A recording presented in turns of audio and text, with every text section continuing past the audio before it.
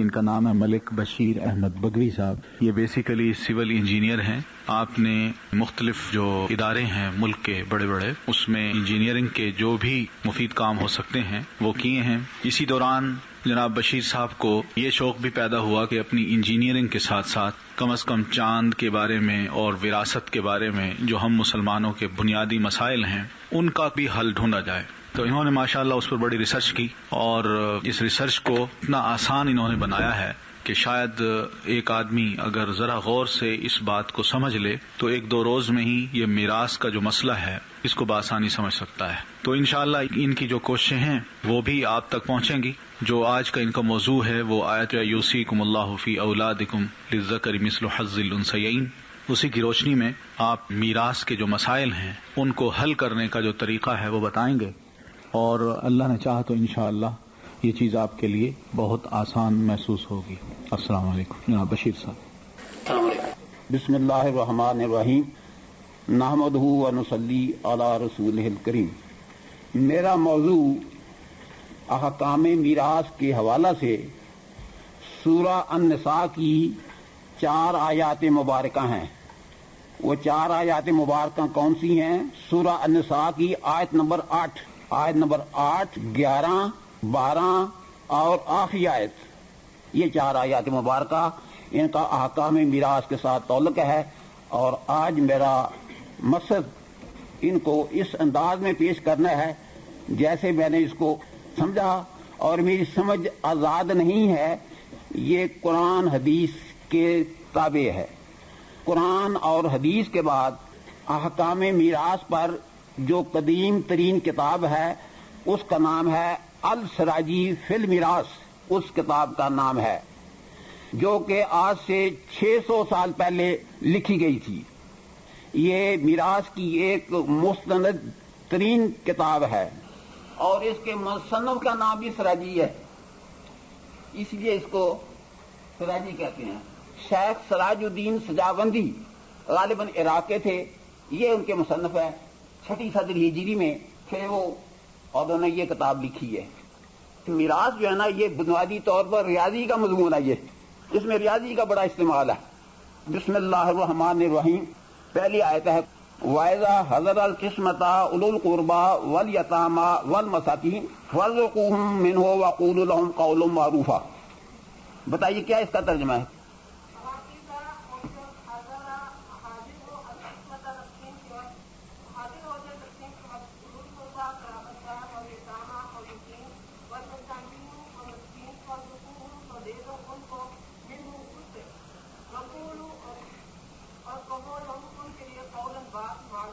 ماشاء اچھی بات ہے.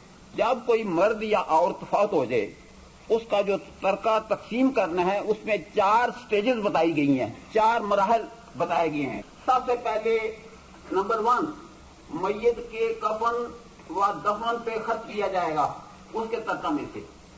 یعنی جتنے اس نے جائیداد چھوڑی ہے یہ اس کے رشتہ داروں کی ذمہ داری نہیں ہے، یہ محلہ والوں کی یا حکومت کی ذمہ داری نہیں ہے. اولین بات یہ ہے کہ اگر اس نے واقعی ترکہ چھوڑا ہے اس کی جائیداد میں سے کیش ہے جو کچھ بھی ہے اسے کفن دفن پہ خرچہ کیا جائے گا. 1000 روپیہ خرچہ آتا ہے، 100 روپیہ خرچہ آتا ہے، اس سے کوئی غرض نہیں، لیکن یہ اسی کی جائیداد میں سے یہ خرچ کیا جائے گا. تو سب سے پہلے جو ہے نا اس کے کفن دفن پہ خرچہ کیا جائے گا. اب میں لکھتا ہوں فرض کریں کہ مرنے والے نے 1000 روپیہ ترکہ چھوڑا، 1000 روپیہ ترکہ. زید مر گیا 1995 میں. جس وقت زید فوت ہوا اس کی ذاتی ملکیت 1000 روپیہ تھی. اس میں اس کی جائیداد غیر منقولہ بھی ہو سکتی ہے، زمین ہے، مکان ہے، دکان ہے، نقدی ہے، سب کو ملا کے فرض کر لیں 1000 روپیہ ہے. اس میں اس کے کفن دفن پہ فرض کریں کہ 100 روپیہ خرچ ہو گیا. اس کے بعد دیکھا جائے گا کہ اس نے کسی کا قرض تو نہیں دینا. فرض کریں کہ اس نے کسی کا قرض جو ہے وہ 200 روپے دینا تھا، یہ ادا کیا جائے گا. یہ ٹوٹل کتنا بن گیا؟ 300 روپے. باقی کتنا بچ گیا؟ تو 1000 میں سے 300 نکالے، پیچھے 700 روپے بچ گئے. اس کے بعد تیسری چیز جو ہے وہ یہ ہے کہ اگر مرنے والے نے کوئی وصیت کی ہے تو اس پہ عمل کیا جائے گا. اور وصیت کے لیے شریعت کا حکم یہ ہے کہ یہ جو 700 روپے تک کا بچا ہے اس کے 1/3 تک ہو سکتا ہے، اسے زیادہ نہیں۔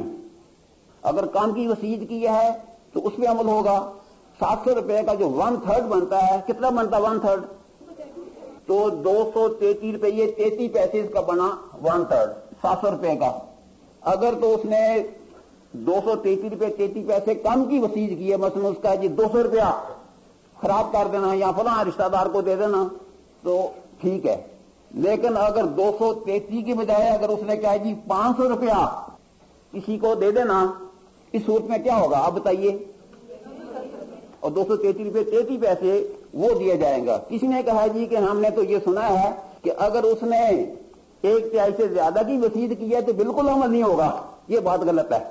1/3 سے زیادہ کی اگر وصیت کی ہے تو 1/3 پہ عمل کرنا لازم ہوگا۔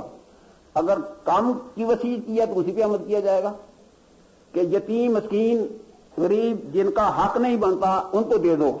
اب بتائیے ان کو کس مرحلے پہ دیں گے؟ کیا کفن دفن سے پہلے دیں گے؟ کیا کر سے پہلے دیں گے؟ کیا وصیت سے پہلے دیں گے؟ کیا تقسیم ترکہ سے پہلے دیں گے؟ باقی جو بچ جائیں وہ رابطہ میں تقسیم کرو، اور جب تقسیم کر لو تو اپنے حصے میں سے جس کو چاہو دو، کسی کو کیا اعتراض ہو سکتا ہے؟ چندہ دو، مسجد میں دو، آل ولا میں دے دو، غریبوں مسکینوں میں دے دو، کوئی اعتراض نہیں ہو سکتا۔ لیکن اگر مشترکہ مال میں سے کرتے ہیں تو وہ شریعت کے احکام کے خلاف ہے یہ۔ اس کے بعد اگلا موضوع جو ہے میرا وہ یوصیکم اللہ فی اولادکم، اس کا ترجمہ کیجئے یوصیکم اللہ فی اولادکم۔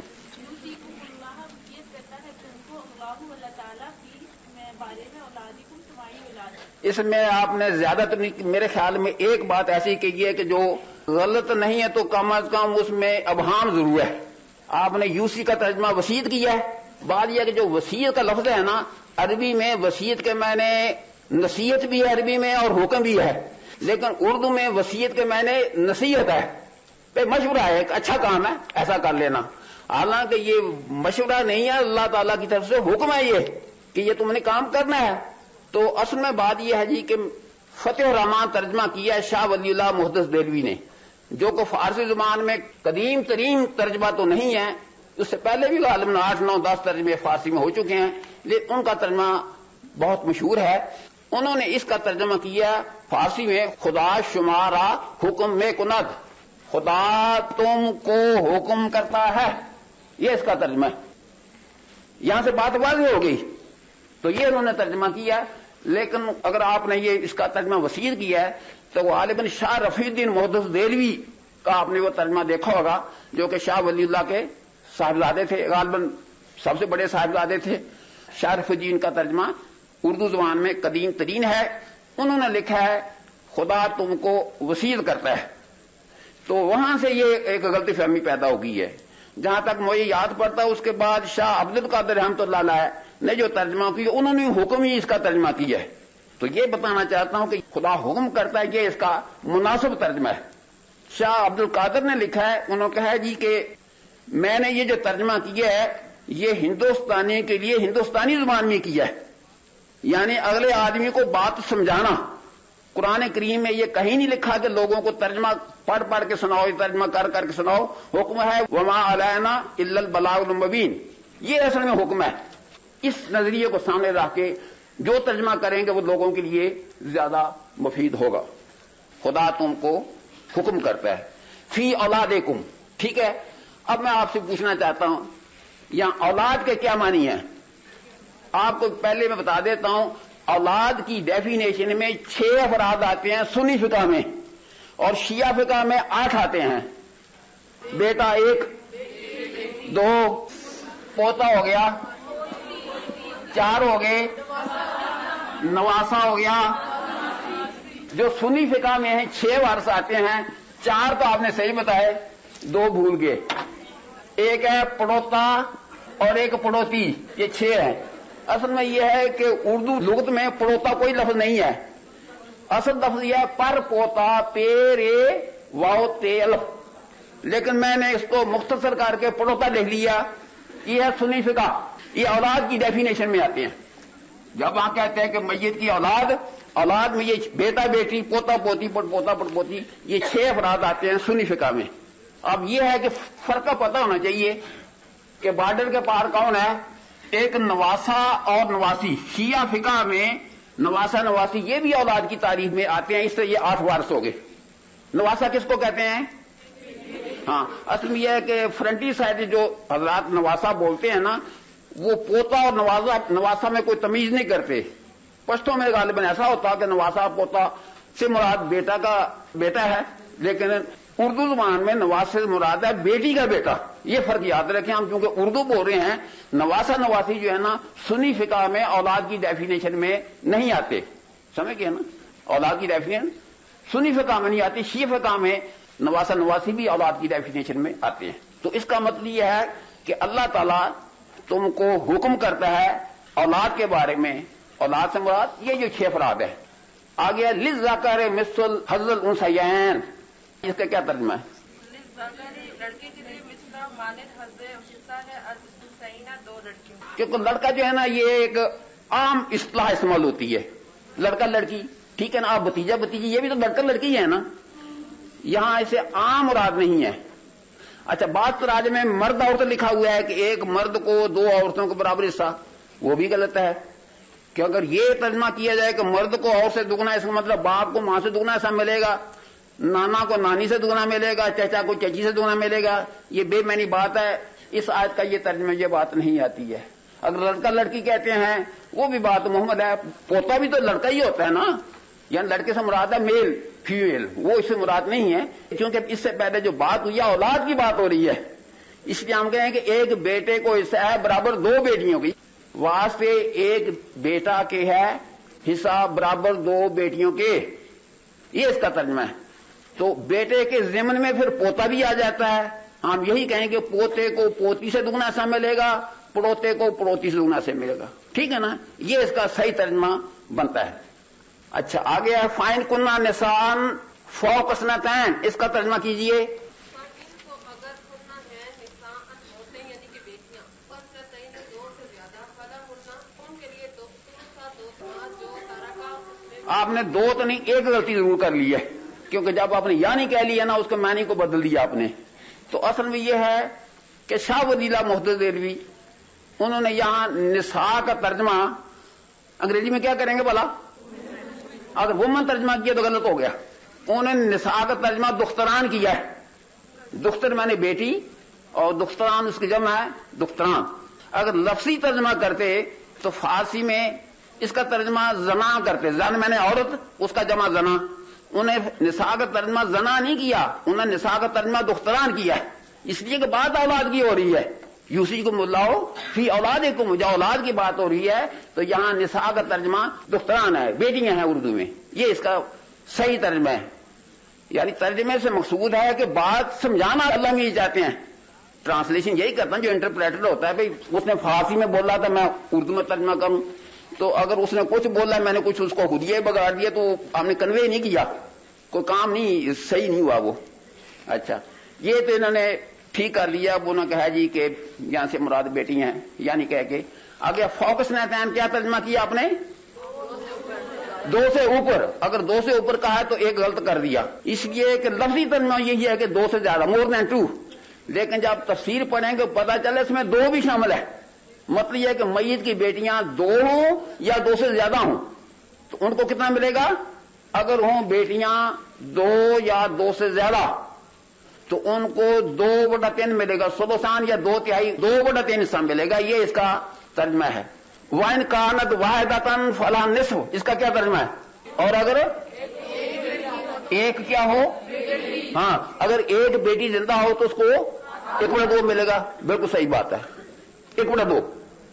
اچھا وَلِأَبَوَيْهِ لِكُلِّ وَاحِدٍ مِّنْهُمَا السُّدُسُ مِمَّا تَرَكَ إِنْ كَانَ لَهُ وَلَدٌ. اس کا کیا ترجمہ ہے.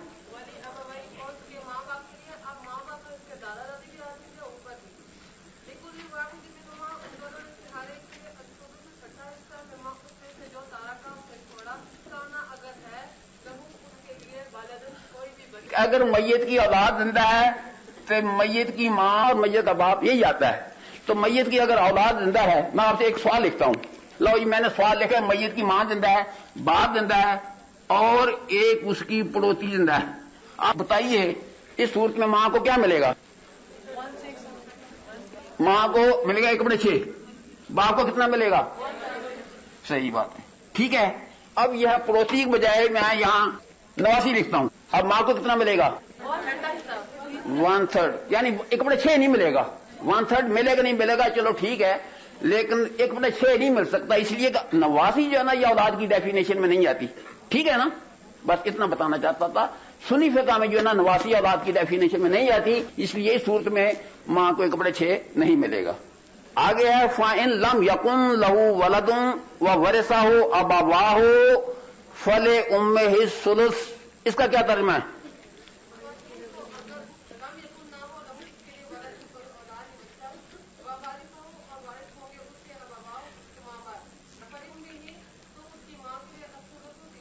اب میں ایک سوال لکھتا ہوں، سوال یہ ہے کہ میت کی ماں زندہ ہے، میت کا باپ زندہ ہے، اور ماں کی جو ہے نا ایک حقیقی بہن زندہ ہے، میت کی ماں زندہ ہے، میت کا باپ زندہ ہے۔ ہم کہتے ہیں زید مر گیا، جب زید مر گیا اس کی وفات کے وقت اس کی ماں زندہ تھی، زید کا باپ زندہ اور زید کی ایک حقیقی بہن زندہ تھی۔ ابھی جو آپ نے آیت کا ٹکڑا پڑھا ہے، کیا اس کے تحت یہ سوال حل ہو سکتا ہے؟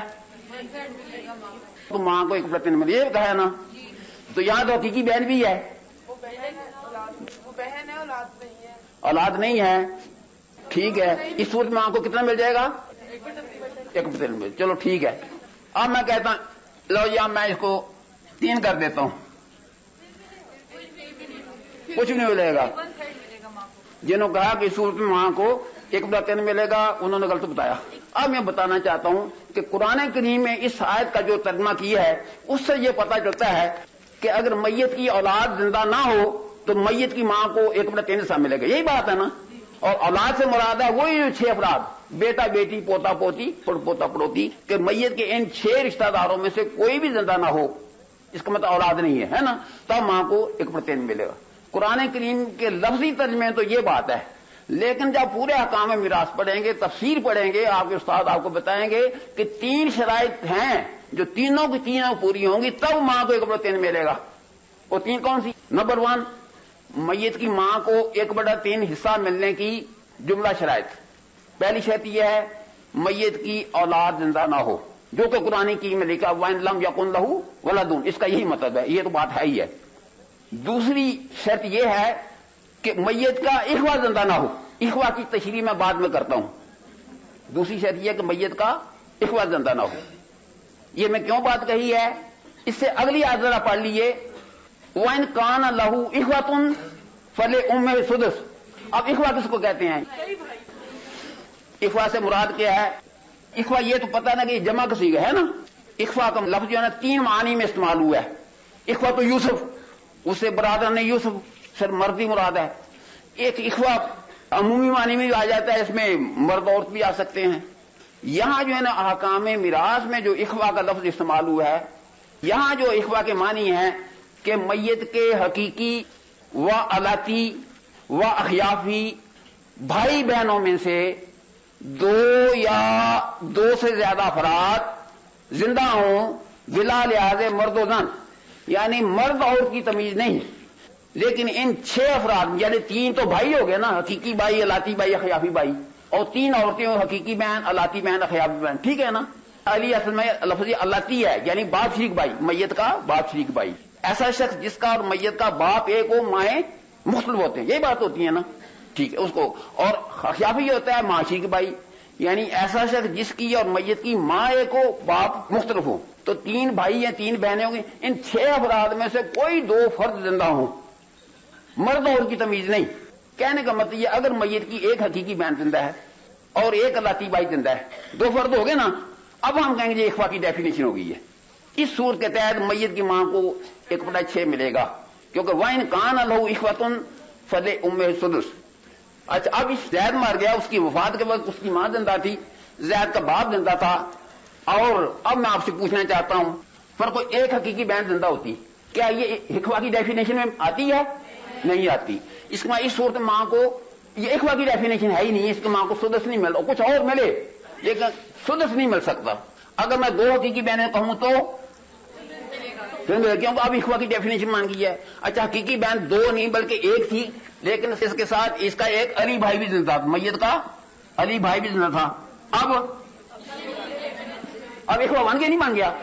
یہ بتانا چاہتا ہوں اب یہ اخوا کی ڈیفینیشن پوری ہو گئی ہے. وَإِن كَانَ لَهُ إِخْوَةٌ فَلِهُمُ السُّدُسُ. اگر میت کا اخوا زندہ ہے تو میت کی ماں کو 1/6 ملے گا. اچھا ایک حقیقی بہن زندہ ہے اور ایک خفی بہن زندہ ہے. اب بتائیے اخوا کی ڈیفینیشن پوری ہوئی کہ نہیں ہوئی؟ اب بھی ماں کو 1/6 ملے گا. ماں کو 1/3 حصہ ملنے کی 3 شرائط ہیں. پہلی یہ کہ میت کی اولاد زندہ نہ ہو، اور دوسری شرط کہ میت کا اخوا زندہ نہ ہو. یہ دوسری ہے. تیسری شرط یہ ہے کہ میت کے زوجین میں سے کوئی زندہ نہ ہو. میت کے زوجین میں سے کوئی زندہ نہ ہو، یعنی اگر مرنے والا مرد ہے اس کی کوئی بیوی زندہ نہ ہو اس کی وفات کے وقت. ٹھیک ہے نا؟ یعنی جتنے حکام میراث ہوتے ہیں جب آدمی مرتا ہے اس وقت جو ورثہ یا رشتہ دار زندہ نہ ہو ان کا وجود دیکھا جاتا ہے. تو اگر کوئی مرد مر گیا ہے اس کی وفات کے وقت اس کی بیوی زندہ نہیں تھی، یہ اس کا مرد ہے. اگر عورت مر گئی ہے تو یعنی اس کی وفات کو اگر اس کا خاوند زندہ نہیں ہے عام طور پر زوجین میں سے کوئی زندہ نہ ہے. یہ تیسری شرط. تینوں شرائط پوری ہوں گی تب میت کی ماں کو 1/3 ملے گا. حالانکہ قرآن کریم میں صرف ایک کا ذکر کیا گیا ہے. حضور کا فرمان یہ اس کی تشریح ہے، اور صحابہ کرام نے اگر کوئی تشریح کی ہے تو بھی حضور نے فرمایا ما انا علیہ وصحابی، کہ میں نے جو بات کہہ دی ہے اگر کسی صحابی نے اس کی تشریح کر دی ہے تو وہ بھی گویا میں نے کہی ہے. صحیح ہے نا؟ فَإِن كَانَ لَهُ إِخْوَةٌ فَلِهُمُ السُّدُسُ. یہ اس کی تشریح بھی آ گئی کیونکہ ہم نے اخوا کی تشریح کر دی ہے. اچھا من بعد وصیۃ یوصی بہا او دین. اچھا یہ بتائیے کیا وصیت کرنا کیا یہ واجب ہے، فرض ہے، نفل ہے، کیا چیز ہے؟ یہ واجب نہیں ہے نا. کرے گا تو ٹھیک ہے اس پہ عمل ہوگا. اگر وصیت کیجیے اس پہ عمل کرنا ضروری ہے، وہی 1/3 تک. اچھا آگے آتا وَلَكُمْ نِصْفُ مَا تَرَكَ أَزْوَاجُكُمْ إِن لَّمْ يَكُن لَّهُنَّ وَلَدٌ. اس کا کیا مطلب ہے؟ وَلَكُمْ اور تمہارے لیے ہے نصف آدھا ما ترکا جو چھوڑا ازواجکم تمہاری بیویوں نے. ان اگر لم نہ ہو یکن ان کے لیے لہن کوئی لہن ان کے لیے ولدن کوئی بچہ فہیم پھر بچہ سے کیا مراد ہے؟ بیٹا. ہاں اب دیکھ بیٹا نہ کہیں اولاد کیوں نہیں کہہ لیتے؟ کیونکہ اولاد سے اس کو 6 افراد کہیں گے، بیٹا بیٹی پوتا پوتی پڑ پوتا پوتی. تو بچہ کہنے کی بجائے اولاد کا لفظ استعمال کریں. ایک سٹینڈرڈ ٹرم ہے نا کہ جو اولاد میں ذہن آپ کو ادھر جائے گا وہ جو 6 وارث ہیں بچہ کہیں گے اس کا مطلب اس میں بچی کا تو ذکر ہی نہیں ہے. ٹھیک ہے نا جی؟ اس لیے اولاد کا لفظ استعمال کریں. اچھا اب یہ ہے نا وَإِن كَانَ رَجُلٌ يُورَثُ كَلَالَةً أَوْ امْرَأَةٌ. آپ کلالہ کے معنی مجھے بتائیے.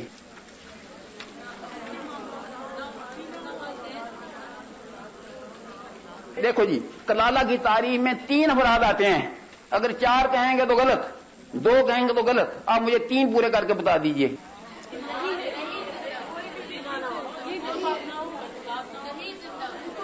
کلالہ وہ شخص جس کی ماں زندہ نہ ہو اور باپ بھی زندہ نہ ہو اور اولاد بھی. یہ کہنا چاہتے ہیں آپ نے یہ بات کہی ہے کہ میت کی ماں زندہ نہ ہو، باپ زندہ نہ ہو اور اولاد زندہ نہ ہو. اس میں ایک غلطی ہے، بتائیں کیا غلطی ہے؟ اگر آدمی کلالہ ہو یعنی فرض اس کا اگر باپ زندہ نہیں ہے تو اس کے بھائی بہنوں کو حصہ ملے گا.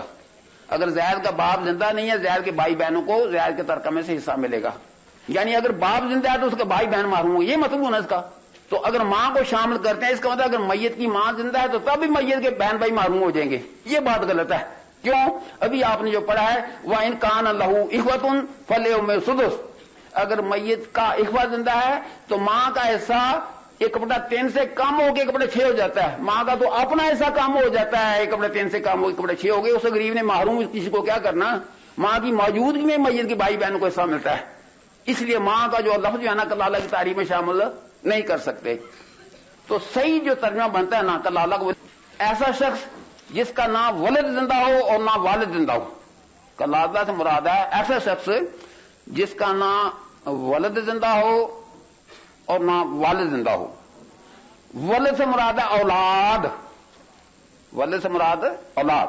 اور اولاد کس کو کہتے ہیں؟ یہ جو 6 افراد ہم نے گنے ہیں، میت کا بیٹا بیٹی پوتا پوتی پڑپوتا پڑپوتی، یہ 6 افراد جو ہے نا یہ اولاد کی ڈیفینیشن میں آتے ہیں.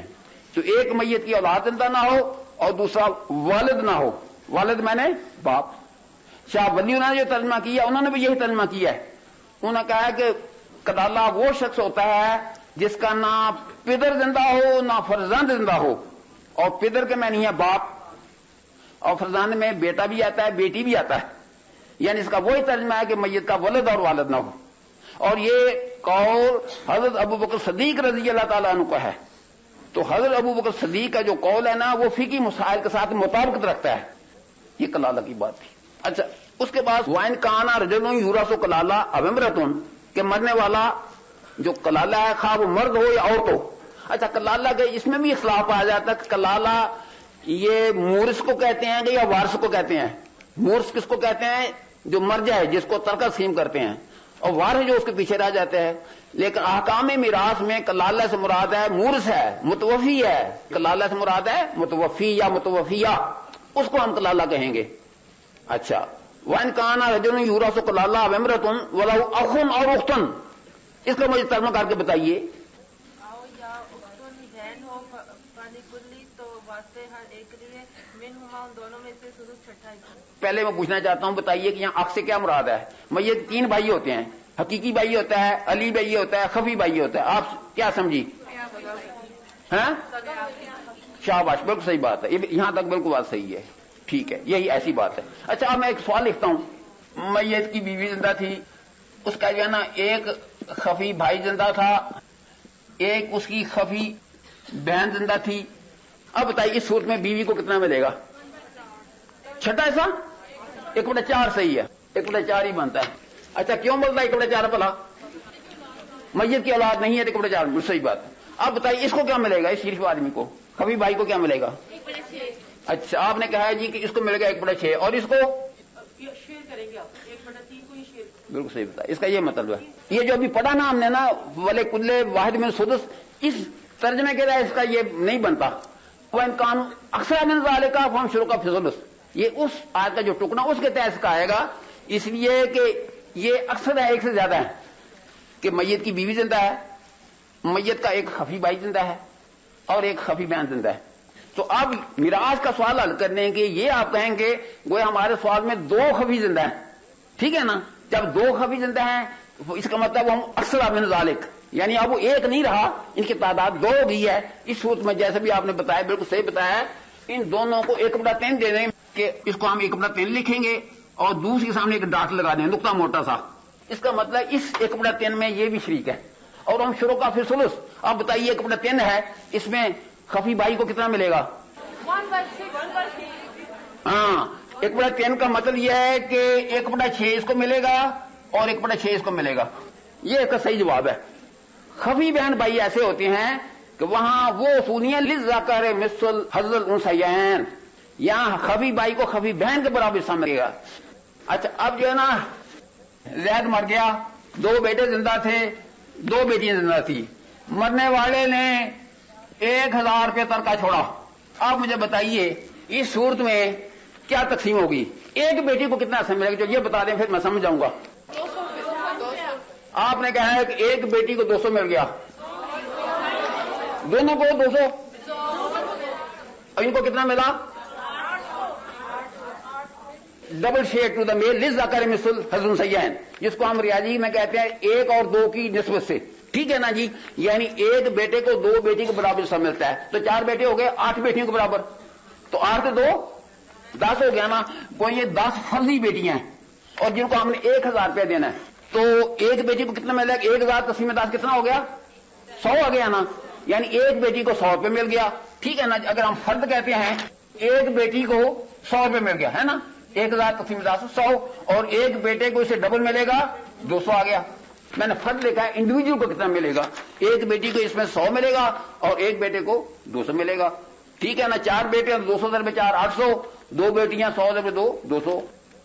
دوسرا سوال میں لکھتا ہوں. میت کا باپ زندہ ہے، میت کی ماں زندہ ہے اور میت کی 4 بیٹی زندہ ہے. اب بتائیے صورت میں میت کے باپ کو کیا ملے گا؟ آپ نے جو پڑھا اسی میں سے بلا رہا ہوں. شاباش، بالکل صحیح ہے. میت کی اولاد والے ابویہ لکل واحد من السدس، کہ میت کے باپ کو بھی 1/6 ملے گا، ماں کو 1/6 ملے گا، ہے نا. اچھا اس کو کیا ملے گا جی؟ 4 بیٹی کو، بیٹیاں اگر 2 یا 2 سے زیادہ ہوں ان کو 2/3 ملتا ہے. اچھا یہ بھی بتا دوں کہ جہاں لکھیں گے 2/3 ملے گا بیٹیوں کو، لفظی ترجمہ یہی بنتا ہے لیکن ساتھ ایک شرط بھی ہے. شرط کیا بلا؟ تو شرط یہ ہے کہ میت کا بیٹا زندہ نہ ہو. بیٹیاں اگر ایک سے زیادہ تو ان کو مجموعی طور پر 2/3 حصہ ملے گا بشرطے کہ میت کا بیٹا زندہ نہ ہو. ٹھیک ہے. اچھا یہاں یہ بھی بات واضح کر دوں کہ ہندو قانون میں وہ بھی میں نے پڑھا ہے, اس میں یہ کہ ہے کہ اگر میت کی 2 بیٹیاں ہیں, ایک شادی شدہ ہے, ایک غیر شادی شدہ ہے, تو شادی شدہ محروم. اسلامی قانون میں ایسا نہیں ہے. شادی شدہ غیر شدہ برابر حصہ, چھوٹی ہے عمر میں ہے بڑی عمر ہے, اس سے کوئی فرق نہیں. بیٹی بیٹی ہے, سمجھ گئے نا, اس لیے ان کو مجموعی طور پر 2/3 ملے گا. اچھا اب ان کو ٹوٹل کیجئے, جتنے حصے ہوتے ہیں نا یہ کثروں کی شکل میں, ان کا مجموعہ جو ہے نا اکائی ہونا چاہیے. اچھا ایک اور ہی بتاتا ہوں, دینی مدارس میں جو پڑھایا جاتا ہے نا, یہ سراجی جس زمانے میں لکھی گئی ہے اس زمانے میں ریاضی میں بٹے نہیں ہوتے تھے, اس لیے کہتے ہیں بٹوں کا جواب ہمیں قابل قبول نہیں ہے, اور دین کی حفاظت دینی مدارس میں ہے. دینی مدارس میں یہ کرتے ہیں کہ کثروں کو ختم کرنے کے لیے اس کو کہتے ہیں, ان کو عنوان, میرا طریقہ یہ ٹیبولیشن کرتا ہوں, ٹیبل بنایا جدول ہے, اس کو وارث کہہ لیجیے, رشتہ دار بھی کہہ سکتے ہیں. ان کو کہتے ہیں ان کے بنیادی حصے ہیں, یہ شرعی حصے کہہ لیجیے. اس کے بعد ایک اصطلاح سناتے اس کہتے ہیں مسئلہ بنانا. مسئلہ بنانے کے لیے 6 اور 3 کا جزء آپ کو نکالیں, کتنا نکالا, 6 ہی آ گیا نا, اس کو نیچے لکھیں گے 6. اب 6 قسم میں 6 کتنا ہو گیا, 1, یہاں 1 لکھ دیجیے. 6 قسم میں 6 1, یہاں کیا لکھوں گا, شاباش. اس لیے 6 قسم میں 3 2 ہوتا ہے, اور 2 اس کو کہتے ہیں مخرج, اس کو کہتے ہیں نصب نما یا شمار کنندہ. تو 2 ضرب 2 4. تو ہم جدید ریاضی کے روح سے یہ کہیں گے کہ میت کے باپ کو 1/6 ملے گا, ماں کو 1/6 ملے گا, 4 بیٹی کو 2/3 ملے گا. لیکن آپ دینی مدارس میں کہیں گے تو وہ اگر ان کو ریاضی آتا بھی ہے لیکن وہ سراجی پڑھنے میں ان کو دقت پیش آتی ہے. ان کو ایسا ترجمہ چاہیے کہ اپروچ ایسی ہو کہ سراجی کے ساتھ ملتی جلتی ہو. اس کے لیے اگر ایسا لکھیں گے ان کو خوشی ہوگی کہ آپ نے ان کا کام آسان کر دیا. آپ کہیں گے مسئلہ بن گیا 6 سے, اس میں سے میت کے باپ کو 1 روپیہ ملے گا, میت کی ماں کو 1 ملے گا, اس کی 4 بیٹیوں کو 4 ملے گی.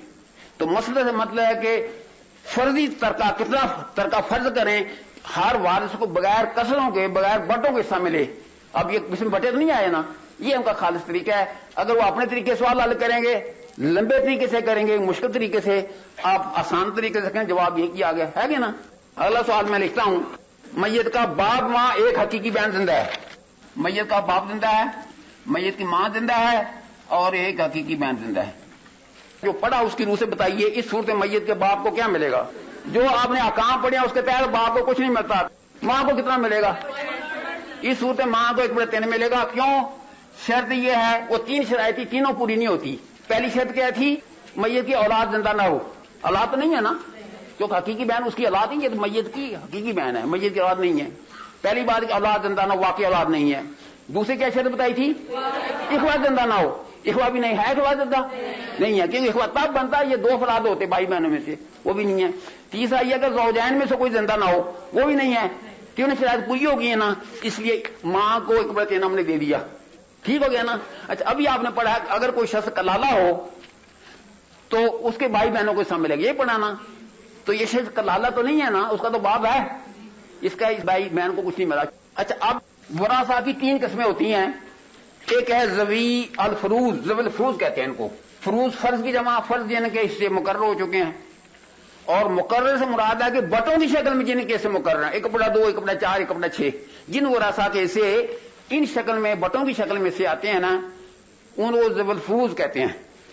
اس لیے آپ دلچسپ بات دیکھیے کہ بیٹا جو ہے نا اس کا آپ نے کوئی حصہ مقرر نہیں پڑا. بیٹی کو ذکر ہے کہ 2 زیادہ ہیں, 2/3 2 1 ہے تو 1/2. بیٹے کا ذکر تو نہیں ہے نا, بیٹا ذوی الفروض کی کیٹیگری میں نہیں آتا.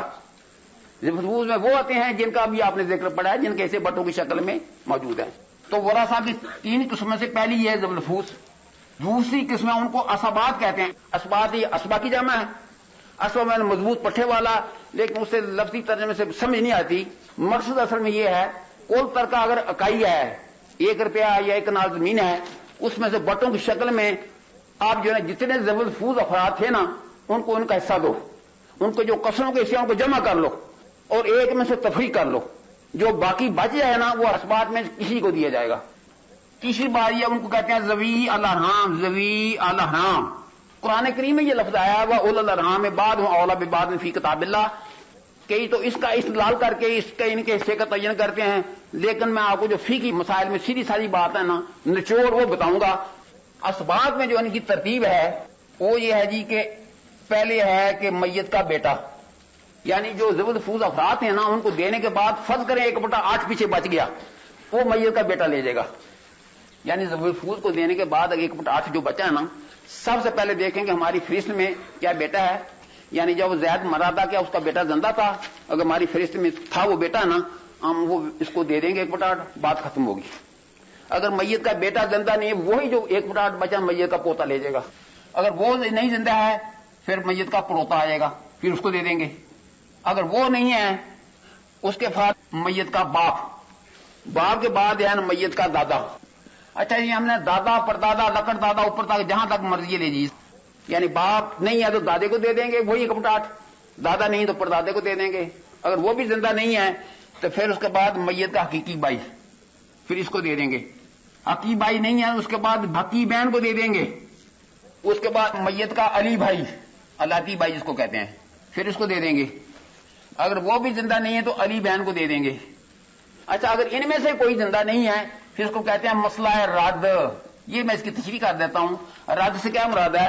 رد سے مراد ہے بھائی ذوی الفروض کو دینے کے بعد 1/8 بچ گیا تھا نا، اور ادھر جو ہے نا ہم نے اسبا میں دینا تھا، لیکن اسبا میں تو یہ بھی نہیں ہے، یہ بھی نہیں، یہ بھی نہیں، ادھر سے شروع کر کے یہاں تک تو ہے کوئی نہیں، تو کیا کری، کس کو دے دیں گے؟ شریعت کا حکم یہ ہے کہ پھر واپس ذوی الفروض کو دے دو واپس، لیکن سب ذوی الفروض کو نہیں. خاوند بیوی کو مزید نہیں دینا. خاوند بیوی کو حضور نے فرمایا کہ خاوند بیوی ایک کمزور رشتہ ہے، یہ خونی رشتہ نہیں ہے، یہ نکاح کا رشتہ ہے. اس لیے ذوی الفروض کی بھی آگے 2 قسمیں ہیں. ایک ذوی الفروض سببی، سبب ذوی الفروض سببی یعنی اتفاق کا رشتہ، نکاح سے کام ہوتا ہے طلاق سے ٹوٹ جاتا ہے، اس لیے ذوی الفروض سببی بھی کہتے ہیں. اور دوسرا ذوی الفروض نسبی یعنی خونی رشتہ دار. خاوند بیوی کے چھوڑ کو باقی جتنے بھی ورثہ ہوتے ہیں نا وہ خونی رشتہ دار ان کا ہونا ضروری ہے ذوی الفروض میں سے. تو صرف جو باقی 1/8 بچی ہے ان ذوی الفروض نسبی میں بانٹ دی جائے گی، لیکن کیسے؟ برابر نہیں. ان کے حصوں کے تناسب سے جو ان کو پہلے حصہ ملا نا، کسی کو 1/8 ملا تھا، کسی کو 1/6 ملا تھا، اسی نسبت سے ان کو بانٹ دی جائے. اس کو کہتے ہیں مسئلہ رد. اگر یہ مسئلہ رد کی صورت بھی نہیں بنتی، یعنی یہ جو نسبی رشتہ دار ذوی الفروض ہیں اگر وہ بھی زندہ نہیں ہیں تو کہتے ہیں پھر یہ کرو ذوی الارحام کو دے دو. ذوی الارحام میں کون لوگ آتے ہیں؟ اس میں نواسا، نواسی، پھوپھی، خالہ وغیرہ. اگر ذوی الارحام میں سے کوئی زندہ نہیں ہے، کوئی ایسا گیا گزرا ہے آدمی، اس کا دنیا میں کوئی رشتہ دار ہے نہیں ہے، تو اٹھا کے وہ بیت المال میں چلا جائے گا. اچھا سوال ہم نے یہ بنایا تھا، باپ زندہ ہے میت کا، میت کی ماں زندہ ہے اور ماں کی ایک حقیقی بہن زندہ ہے. تو ماں کو 1/3 دے دیا ہم نے، ٹھیک ہے، اور باپ نے شرط پوری نہیں کی. باپ کو 1/6 ملتا تھا، میت کی اولاد زندہ ہوتی، تو اولاد تو ہے نہیں ہے نا. اب یہ کر کے یہ ان کے حصے تھے. اس کے بعد مسئلہ بنا لیتے ہیں، چونکہ 3 کا گزافل کتنا ہوتا ہے؟ 3 ہی ہوگا نا، نیچے 3 لکھ لیجیے. اور 3 تقسیم 3 1، پیچھے 2 بچ گئے ہے نا. ماں کو ہم نے 1/3 دی ہے، باپ کے سامنے کچھ نہیں لکھا کیونکہ وہ شرط پوری نہیں ہو رہی. اور حقیقی بہن جو ہے نا، آپ نے پڑھا تو نہیں، جب آپ پڑھیں گے نا سورہ نساء کی آخری آیت میں اس میں لکھا ہے کہ میت کی اولاد باپ دادا نہ ہوتا بھی حصہ ملتا ہے. یعنی اس صورت میں حقیقی بہن کو حصہ نہیں ملے گا. ہمارا کام یہ سب سے پہلے ذوی الفروض جو وارث اس کو حصے دے دیں گے. دینے کے بعد اس کا مسئلہ بنا لیں گے. مسئلے کا مطلب ہے کہ جتنے یہ ہے نا مخارج ان کا گزاف نکالیں، 3 آ گیا، پھر 3 تقسیم 3 1، تو 3 روپے ترکا تو 1 روپے ہم ذوی الفروض کو دے دیے. پیچھے کتنے بچ گئے؟ 2 بچیں گے نا. اب وہ 2 لے کے اب ادھر آ جائیں گے آپ. بیٹا اگر ہوتا تو ہم اس کو دے دیں، لیکن ہماری فہرست میں بیٹا تو نہیں ہے نا، پوتا بھی نہیں ہے، پوتا باپ ہے نا، اس لیے باقی 2 بچے نا اٹھا کے ہم نے باپ کو دے دیے. اللہ خیر صلی اللہ. حقیقی بہن کا نمبر آتا لیکن بعد میں، باپ پہلے آ گیا نا، وہ لے گئے، یہ باقی بعد والے معلوم ہو گئے. 10 ورثہ حصے قرآن کریم میں دیے ہیں، اسے متعلق آپ سوال حل کر سکتے ہیں. میت کا خاوند زندہ ہے، میت کی ماں زندہ ہے، میت کا باپ زندہ ہے، اور میت کی 3 بیٹی زندہ ہیں. خاوند کو کتنا ملے گا؟ بالکل صحیح بات ہے، خاوند کو مل گیا 1/4 حصہ. ماں کو کتنا مل گیا؟ کیونکہ اولاد زندہ، ماں کو 1/6 مل گیا. باپ کو کتنا مل گیا؟ اولاد زندہ ہے، باپ کو 1/6 مل گیا. 3 بیٹیوں کو کتنا مل گیا؟ روز آپ کس حصے نکالیں گے؟ 4 6 اور 3 کا. 6 کو 2 دفعہ شامل کرنا ضروری نہیں ہے. کتنا ہے روز آپ؟ بالکل صحیح بات ہے. آپ اس کو کہتے ہیں عنوان ہے مسئلہ. تو 12 تقسیم 4 کتنا آ گیا؟ 12 تقسیم 6 2 آ گئے، یہ 2 آ گئے، یہ کتنا آ گیا؟ 4 میں 2 8 آ گیا نا. جمع کرو کتنا آ گیا؟ 8 سے 2 10 سے 2 12 3. اب کیا کریں، یہ تو مشکل ہے ایک. हमारे पास 12 रुपए देने पड़ गए 15। इस मसले का कुरान करीम में नहीं है, हुजूर सल्लल्लाहु अलैहि वसल्लम की किसी सुन्नत से भी साबित नहीं है। हज़रत उमर रज़ी अल्लाह तआला अन्हु के जमाने में ये इस किस्म का मसला पेश आया था, इसी से मिलता जुलता सवाल था, लेकिन चूंकि हमने हल की इसकी हवाले से तशरीह करते हैं। ये जब 3 रुपए कम पड़ गए कि 15 रुपए देने हैं, हमारी जेब में 12, क्या करें? बाद सहाबी ने मशवरा ने सहाबा कराम को बुलाया, उन्हें क्या करें? बाद ने कहा जी क्या मुश्किल है, बैतुल माल से 3 रुपए ले आओ, दे दो, बस पूरा कर दो। दूसरे ने कहा भाई बात यह कि आज तो बैतुल माल में पैसा, कल को ना गुजरो फिर क्या करेंगे? हैं? फिर उधार मांगते रहेंगे? हैं? अपने वसाइल से गुजारा करेंगे, क्या करे कि इसी से गुजारा करना है। उन्होंने कहा क्या करो, इसको 12 के बजाय 15 कर दो, क्योंकि 8 12 टोटल 15 है ना। इसको मसला अल औल कहते हैं। हज़रत उमर के जमाने जो मसला इस किस्म का लाया था ना, इसको मसला अल औल, अल वा एंड लॉ, औल मैंने तंगी, यानी तंगी पड़ गई क्योंकि इससे देने थे 15 थे हमारी जेब में 12 रुपए, क्या करें? उन्हें कोई मुश्किल नहीं है, इसको 12 में से 3 देते तो 3/12 यानी 100 में से 25 रुपए देते ना, अब 3/15 देंगे यानी 20 रुपए देंगे। ये उन्होंने काम किया, ठीक है। इसको मसला औल कहते हैं। टोटल हमारे पास 12 था, अगर इनका मजमुआ 10 बनता तो 2 बचते ना, वो 2 लेके हम असबा के पास चले जाते, किसी को देते, क्योंकि वो उनके उन्होंने पूरा नहीं तो उधर किधर जाएंगे। तो इसका हज़रत उमर रज़ी अल्लाह तआला के जमाने में जो इत्तिहाद हुआ था, फैसला ये हुआ कि अगर ऐसी सूरत हो कि इनको हिस्सों का मजमुआ असल मसले से या डिविजिबल अमाउंट या मफरूजा तरीके से बढ़ जाए तो उनके हिस्सों को उसी तनासब से कम कर दो, प्रोपोर्शनली रिड्यूस कर दो। तो उसका तरीका आसान जो है, हम ये कहेंगे कि इसको जो मजमुआ है उसको काट के उनके मजमुए के बराबर कर दे। वैसे तो हमारा मजमुआ 12 आया था ना, तो 12 के बजाय 15 कर दे, क्योंकि इनका टोटल 15 आता है। अगर ये मजमुआ 17 होता है, इसको भी 17 कर देते, बात खत्म हो जाती। बस इतनी बात है। एक बात जो रह गई है, मैंने लिखा है कि जो बचा था ना वो मैयत को बेटे को दे देंगे, लेकिन बेटे के नीचे बेटी भी लिखा हुआ है। मतलब यह है कि अगर मैयत का बेटा जिंदा है तो एक यह है कि उस सूरत में बेटी को ज़बरफूज में हिस्सा नहीं मिलेगा। लिखा है कि बेटी को 1/2 मिलता है, बशर्ते कि मैयत का बेटा जिंदा ना हो। तो इस सूरत में मैयत का बेटा भी जिंदा है, इस सूरत में ज़बरफूज में उसका हिस्सा नहीं मिला, बल्कि ज़बरफूज को देने के बाद जो बचा वो असबात में देना। असबात में अव्वल नंबर हमारी फहरिस्त में बेटा है, इसलिए वो ले गया, और इसमें बेटी भी शरीक हो गई। लिज़्ज़कर मिस्ल हज़्ज़िल उन्सयैन, कि हर बेटे को हर बेटी से दूना हिस्सा मिलेगा। अगर वो नहीं है तो पोते को मिलेगा, तो पोती के तफैल पोती भी इसमें शरीक हो जाएगी उसी में। अगर वो नहीं है तो इसके साथ पड़ोती भी शरीक हो जाएगी। अगर बाप के साथ मां शरीक नहीं होगी ना, ये सारे का सारा कोई ले जाएगा।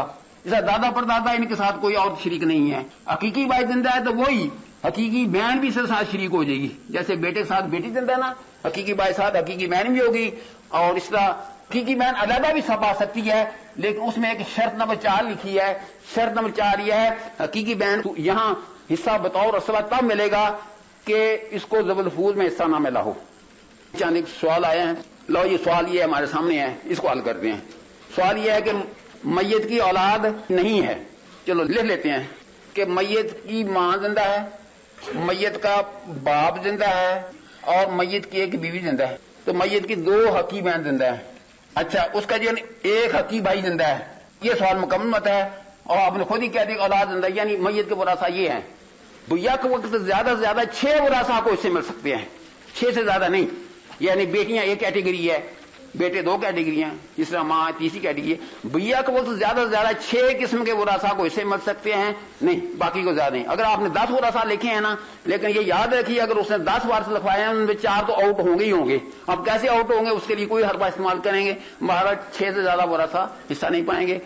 अच्छा, मैयत के 6 रिश्तेदार ऐसे हैं वो कभी भी महरूम नहीं होते। मैयत का खावन, मैयत की बीवी, मैयत का बाप, मैयत की मां, मैयत का बेटा, मैयत की बेटी। ये 6 रिश्तेदार मैयत के ऐसे हैं कि इनको लाजिमन हिस्सा मिलता है। कितना मिलता है ये अलग बात है, लेकिन महरूम कभी नहीं होंगे, इनको 0 शेयर कभी नहीं मिलेगा। अब सवाल की तरफ आते हैं। ये सवाल है मां को क्या मिलेगा इस सूरत में? किसी ने 1/6 बताया, क्यों मिलेगा 1/6? देखो ये ना कि औलाद नहीं, हम उससे क्या गर्ज है, जो है उसकी बात करो ना। वह इनकान लहू इखवतुन फल में सुदस, मैयत का इखवा जिंदा तो मां को 1/6 मिलेगा। ये इखवा है कि नहीं है?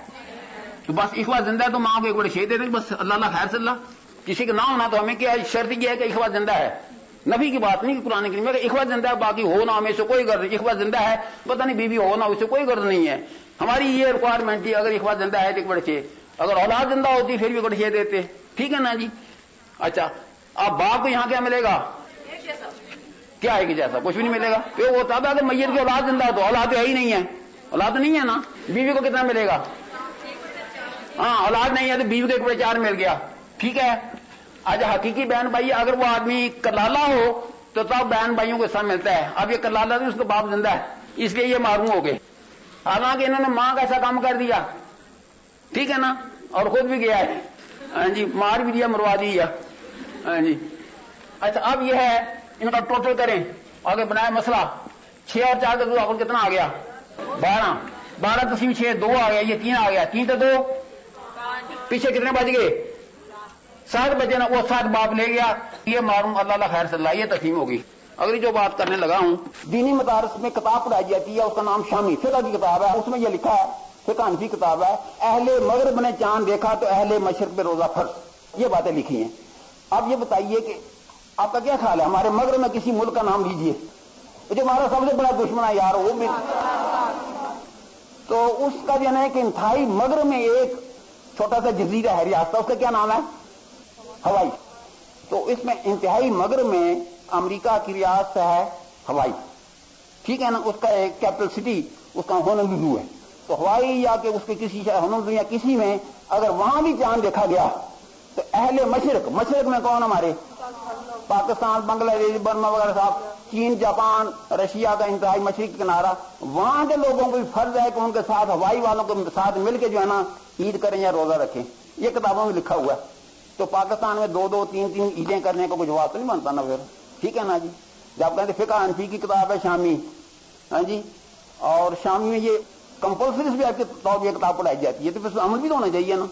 اب جب لکھا تو عمل نہ کرنا, یہ نہیں کہ کوئی کرنا نہیں چاہتے, لیکن اس میں کچھ چند ایک جو ہے نا کوئی ابہام تھے, کوئی ڈیفیکلٹیز, کوئی اپریہنشن تھی. وہ کیا تھی؟ وہ کہتے ہیں کہ ایسا نہ ہو کہ ہمارے محدود علم کی بنیاد پر ایسا رد و بدل کریں تو کبھی مہینہ 28 دن کا بن جائے, کبھی 31 دن کا بن جائے. حالانکہ حضور صلی اللہ علیہ وسلم نے فرمایا کہ مہینہ یا 29 دن کا ہوتا ہے یا 30 دن کا ہوتا ہے, نہ یہ 28 کا بن سکتا ہے نہ 31 دن کا بن سکتا ہے. یہ ان کے دور سے کچھ اور بھی اعتراضات تھے اس میں, کہ جو کہتے ہیں جی کہ گلوبل ولیج کی بات کرتے ہیں. میں نے کہا گلوبل ولیج کا تصور سب سے پہلے اسلام میں آج سے 1400 سال پہلے دیا تھا. اللہ للہ, ساری زمین ہے کہ حاکم ہے کہ یہی کی بات کیا نا, 2 سکے تھوڑے چلتے ہیں ادھر, ٹھیک ہے نا جی. تو اس میں عمل کیسے ہوگا؟ تو کس نے کہا, میرے ذہن میں یہ بات آتی تھی, میں تو 1968 سے چاند پہ کام کر رہا ہوں, لیکن آج سے 3 سال پہلے تک میرے ذہن میں یہی تھا, جو سنا تھا وہی ذہن میں بات بیٹھی تھی. امریکہ اور ہمارے یہاں پاکستان میں 2 دن کا وقت کا فرق ہوتا ہے چاند کی روت میں, تو 1 دن کیسے عید ہو سکتی ہے؟ پھر میں نے اس کا تجزیہ کیا ہے. وہ ایسے میں کہتا ہوں جی, فرض کرو پچھلے سال یا پچھلے سال چاند مشرق سے چلا, مشرق سے طلوع ہوتا ہے نا چاند, سورج جتنے بھی اجرام فرقی ہمیں مشرق سے طلوع ہوتے نظر آتے ہیں. ہم نے دیکھا بھی چاند طلوع ہوا, ہمیں تو نظر نہیں آیا, آگے افغانستان میں بھی نظر نہیں آیا, سعودی عرب میں نظر نہیں آیا, لندن میں بھی نظر نہیں آیا. جب وہ نیو یارک پہنچا تو وہاں نظر آ گیا. یعنی آخری دنوں کا چاند, جس کو پہلی کا چاند کہتے ہیں, کہ نیو یارک میں پہنچا اس کو نظر آیا. آپ کو پتا کہ جب چاند غروب ہوتا ہے تو شام کو وقت غروب ہوتا ہے نا, وہی مطلوب ہوتا ہے جو غروب آفتاب کے وقت چاند دیکھا جائے. اگر کسی نے 12 بجے چاند دیکھا تو اس کا کوئی اعتبار نہیں ہے, چاند کو آنا ضروری ہے. اس وقت فرق شام کو 1700 بجے تھے. اس کو ریلوے ٹائم کہتے ہیں, 5 بجے لکھیں, اس آج شام ہی لکھنا پڑتا ہے. تو 1700 بجے چاند دیکھا گیا نیو یارک میں, اور دن تھا یہ اتوار کا, یعنی اتوار کی شام کو یہ جو ہے نا چاند شام کو 5 بجے دیکھا گیا, ٹھیک ہے. اس وقت جو ہے نا ہم کہتے ہیں جی مکہ مکرمہ.